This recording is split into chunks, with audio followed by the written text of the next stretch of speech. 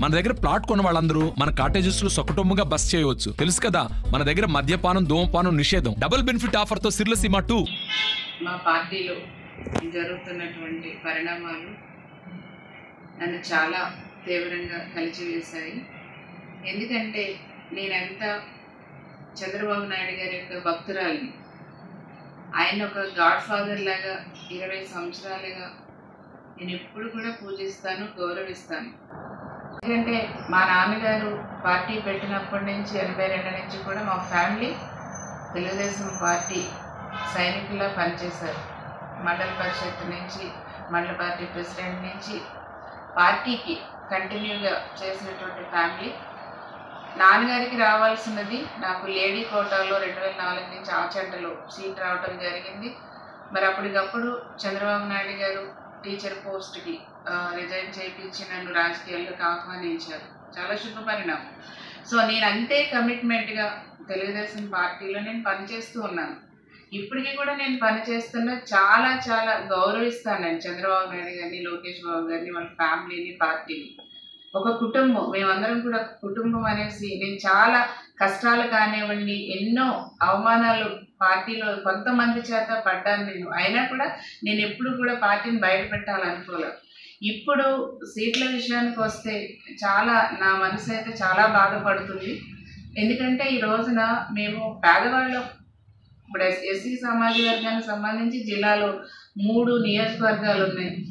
ఈసారైనా సరే నాకు డెఫినెట్గా ఈ 3 నియోజకవర్గాల్లో ఒక మహిళా కోటా కానివ్వండి, ఒక మాల సామాజిక వర్గానికి సంబంధించి కానివ్వండి, నాకు ఎక్కడో ఒక చోట గౌరవ చంద్రబాబు నాయుడు గారు అవకాశం ఇస్తారని నేను చాలా ఆశించడం జరిగింది. ఎందుకంటే నా ఆశలో తప్పలేదు. నేను 20 ఏళ్ళుగా పార్టీ కోసం నిరంతరము వేరే ఆలోచన అనేది లేకుండా ఒక లేడీగా ఎక్కడికైనా సరే ఏ పార్టీ బాధ్యతలు అప్పగించినా కూడా నేను పని చేసుకుంటూ ముందుకెళ్తున్నా.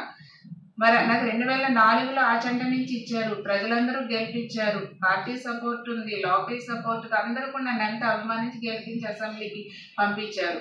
2009లో నాకు బైఫర్కేషన్లో సీట్ ఇవ్వలేదు. అయినా సరే నేను ఎప్పుడు కూడా బాధపడలేదు. సార్ నిర్ణయానికి వదిలేశాను. 2014లో చింతలపూడి నుంచి నాకు టికెట్ ఇచ్చారు. చాలా సంతోషంగా ఫీల్ అయ్యాను. నేను కష్టపడి తిరిగి అక్కడ ఉన్నటువంటి చింతలపూడి ప్రజలు, నాయకులు అందరూ కూడా గౌరవించారు. మరి నేను ఊహించింది నాకు మంత్రి పదవి కూడా ఇచ్చారు. దానికి కూడా నేను చాలా సంతోషించాను. ఊహించింది మంత్రి పదవి ఇచ్చారు. తర్వాత నుంచి నాకు 2015 నుంచి అసలైనటువంటి కష్టాలు నియోజకవర్గంలో కానీ కొంతమంది నాయకులు నన్ను టార్గెట్ చేయడం మొదలుపెట్టారు. అయినా సరే నేను మాట్లాడితే నా పార్టీకి, తెలుగుదేశం పార్టీకి, చంద్రబాబు నాయుడు గారికి ఎక్కడ ప్రాబ్లం అవుతుందో అని నా కష్టాల్ని, నా అవమానాల్ని, నా బాధల్ని నేను మనసులోనే దిగమింగుకున్నా. ఎక్కడా కూడా నేను ఇప్పటివరకు బయట పెట్టాలనుకోలేదు. అసలు నేను ఆలోచనే నాకు ఎప్పుడు రాలేదు. ఎందుకంటే కుటుంబం కాబట్టి మనం అన్నీ కూడా అడ్జస్ట్ అయిపోవాలనేసి నేను పార్టీ కోసమే సిన్సియర్గా పనిచేస్తూ ఉన్నాను. నేనేంటో, నా పనితనం ఏంటో అనేది రాష్ట్ర ప్రజలందరికీ తెలుసు. అంతేకాకుండా ముఖ్యంగా మా తెలుగుదేశం పార్టీ కుటుంబ సభ్యులకి తెలుసు, ముఖ్యంగా జిల్లా నాయకులకి తెలుసు, చింతలపూడి నియోజకవర్గ ప్రజలకు తెలుసు, ఆచంట నియోజకవర్గ ప్రజలు, నా సొంత నియోజకవర్గం భీమవరం నియోజకవర్గ ప్రజలకి, ఎంటైర్ జిల్లా అందరికి కూడా తెలుసు. ఒకటే నేను అడుగుతున్నానండి, రిక్వెస్ట్ అనుకోండి, నేను విజ్ఞప్తి చేస్తున్నాను అనుకోండి. నేను చేసినటువంటి తప్పేంటి?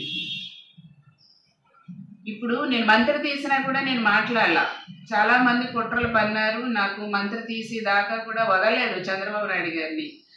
పాపం చంద్రబాబు నాయుడు గారు మంచి ఆలోచనతో ఉన్న కొంతమంది పెత్తందారులకి తలవంచక తప్పలేదు. అయినా సరే నేను ఎప్పుడు కూడా వాళ్ళ పేర్లు బయట పెట్టలేదు, ఏం లేదు. ఒక ఎస్సీ దళిత మహిళగా నా సెల్ఫ్ రెస్పెక్ట్ని చూసి వారవలేకపోయారు చాలా మంది లోకల్లో. అయినా సరే నేను ఎప్పుడు కూడా బాధపడలా. నాకు గొప్ప అవకాశం ఇచ్చారు చంద్రబాబు నాయుడు గారు అనేసి నేను చాలా స్పోర్టివ్గా తీసుకున్నా. తర్వాత ఇంకా అదే కంటిన్యూ చేసి నా మీద లేనిపోయి చెప్పటం. నాకు మా నాన్నగారితో తీసుకెళ్ళినప్పుడు స్టార్టింగ్లో చెప్పింది చంద్రబాబు నాయుడు గారు, అమ్మాయికి చాలా భవిష్యత్తు ఉంది, నాకు వదిలేసేయండి, నేను చూసుకుంటానన్నారు. సరే, మధ్య మధ్యలో నాకు గ్యాప్ వచ్చినా అట్లానే నాకు ఇంపార్టెన్స్ ఇచ్చుకుంటూ వచ్చారు కదా, పెద్ద అయినా కదా, ఆయన మాటకి విలువ ఇవ్వాలనేసి నేను ఎప్పుడూ కూడా బాధపడలేదు. బాధ ఉన్నా కూడా పార్టీ ఎక్కడ బ్యాడ్ అవుతుంది అనేసి నేను మనసులోనే దాచుకుని పార్టీ నిర్ణయానికి కట్టుబడ్డా. ఎంతైనా ఇప్పుడండి జూనియర్స్ సీనియర్స్ అవుతారు, సీనియర్స్ ఎప్పుడు జూనియర్స్ అవ్వరు.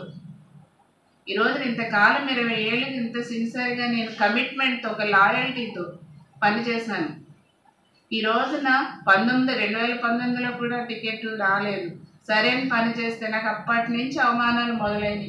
2015 నుంచి 19లో స్టేట్ కమిటీలో కూడా నాకు సరైనటువంటి నా సీనియారిటీకి ఒక మహిళగా, దళిత మహిళగా నాకు న్యాయం చేయలేదు. నన్ను ఎక్కడో డిగ్రేడ్ చేసి పదవి ఇచ్చింది కొంతమంది, అది సార్ దృష్టికి కూడా పోలా. కానీ తర్వాత మరి గౌరవ అచ్చెన్నాయుడు గారు సార్ దృష్టికి తీసుకెళ్ళి మళ్ళీ నాకు వైస్ ప్రెసిడెంట్ వేయించారు. అప్పటికి అంత జరగాల్సిన నష్టం జరిగిపోయింది. ఇప్పుడు కనీసం ఇప్పుడైనా ఎక్కడో ఒక చోట ఒక మహిళా కోటాలో సిన్సియర్గా పనిచేస్తున్నాను. ఒక మాల సామాజిక వర్గానికి చెందినటువంటి ఒక మహిళగా ఒక మహిళా కోటాలో నాకు జిల్లాలో ఉన్నటువంటి 3 నియోజకవర్గాల్లో ఒక నియోజకవర్గం నుంచి అయినా నాకు అవకాశం కల్పిస్తారని నేను చాలా ఎదురు చూశాను. కానీ నా ఎదురు చూపు అంతా కూడా నిరాశ అయింది. ఈ రోజున ఇప్పుడు జవహర్ గారు మాజీ మంత్రిగా చేశారు జిల్లాలో, ఆయనకి ఇవ్వలేదు. చాలా మంది బాధతో ఉన్నారండి. ఒకటి, ఎంతో మంది ఎంతో ఖర్చు పెట్టిన కింద కార్యకర్తల నుంచి ఎంతో కష్టపడి పనిచేసే వాళ్ళు ఉన్నారు. ఈ రోజున చాలా మంది నాయకులు బాధపడుతున్నారు రాష్ట్రంలో. సరే, అలియన్స్లో వెళ్ళిపోయిన వీటి కోసం మేము ఏం మాట్లాడలేదు, కనీసం మాకు మాట్లాడే అవకాశం కూడా ఇవ్వరా? మాకు మాట్లాడే అవకాశం మేమేం తప్పు చేసాం? ఏ నియోజకవర్గంలో వర్గాలు లేవు, ఏ నియోజకవర్గాలు కరెక్ట్గా ఉన్నాయి? నేను అదొక్కటే నేను రిక్వెస్ట్ చేస్తున్నానండి, ఒక్కసారి పునరాలోచించుకోవాలి. నేను ఎందుకు మాట్లాడుతున్నానంటే చాలా బాధగా ఉంది. ఎందుకంటే ఇప్పటికైనా పునరాలోచించుకుని నిర్ణయం తీసుకుంటారనేసి నేను ఆశిస్తున్నాను. నేను గౌరవ చంద్రబాబు నాయుడు గారి దృష్టికి, ఎందుకంటే ఒక పార్టీ కమిట్మెంట్ లీడర్గా ఇన్ని సంవత్సరాల ఎక్స్పీరియన్స్తో ఒక మహిళగా, ఒక దళిత మహిళగా నేను మాట్లాడుతున్నాను. పునరాలోచించండి. నాకు ఇచ్చిన మీరు 2 సార్లు టికెట్ ఇచ్చారు పార్టీ, నాకు 2 సార్లు కూడా నేను గెలిచాను. పోనీ సుజాతకి ఎప్పుడు టికెట్ ఇచ్చినా ఓడిపోతుంది, ఎక్కడ చూసినా వర్గాలు పెట్టేసింది, రోడ్డుకు వచ్చి ధర్నాలు ఇవన్నీ చేసేస్తున్నారు అని అంటారు లేదు కదండి. నా మీద ఎన్ని అబాండాలు వేసినా కూడా నేను చాలా సైలెంట్గా ఉన్నా. ఎందుకంటే నాకు మీరు ఇంత లైఫ్ ఇచ్చారు కాబట్టి, చంద్రబాబు నాయుడు గారు పార్టీ నాకు ఇంత లైఫ్ ఇచ్చింది కాబట్టి, నేను ఎక్కడ కూడా నా వల్ల పార్టీకి చెడ్డ పేరు రాకూడదు అనేసి నేను చాలా పేషెన్సీగా ఇన్ని సంవత్సరాలు కూడా పనిచేస్తున్నా, ఇంకా పని చేస్తా. కానీ దయచేసి అందరూ చాలా బాధపడుతున్నారు. దయచేసి ఒకసారి పునరాలోచించండి. ఈ రోజున ఎన్ఆర్ఐలు వచ్చేస్తున్నారను, లేకపోతే ఇంకొకరు పక్క రాష్ట్రాల నుంచి వచ్చేస్తున్నారను, వీళ్ళంతా నిలవరండి, నిలకడగా ఉండండి. ఎప్పుడు కూడా పార్టీకి సిన్సియర్గా కష్టపడి పార్టీకి నిలబడతారు. ఈ రోజున ఎవరెవరో ఏదని, ఈ రోజున పేదోళ్ళు, మేము దళితులు అంటే పేదోళ్ళే కదండి. ఈరోజు అలాగనేసి దళితుల్ని ఎవరొకరు నా ప్లేస్లో పెట్టేద్దామంటే కరెక్ట్ కాదు కదా. ఒక్కసారి పునరాలోచించాలనేసి కూడా నేను విజ్ఞప్తి చేస్తున్నాను. మరిన్ని వీడియోస్ కోసం ఛానల్ ని సబ్స్క్రైబ్ చేయండి, లేటెస్ట్ అప్డేట్స్ కోసం వాట్సాప్ ఛానల్ ని ఫాలో చేయండి, అండ్ లింక్ డిస్క్రిప్షన్ లో ఉంది.